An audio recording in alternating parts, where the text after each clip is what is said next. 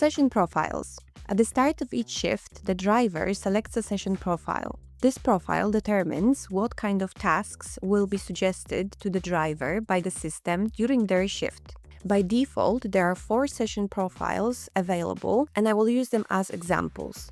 Rebalancing focuses on moving vehicles between stations or operational areas to balance empty and full stations where needed.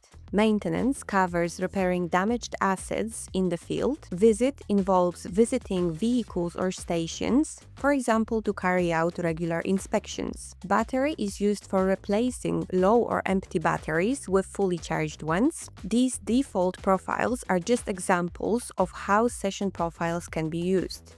You can also create your own session profiles tailored towards your system's specific needs directly in the Crew website application. Each session profile can be fine-tuned to match your system's unique operational requirements.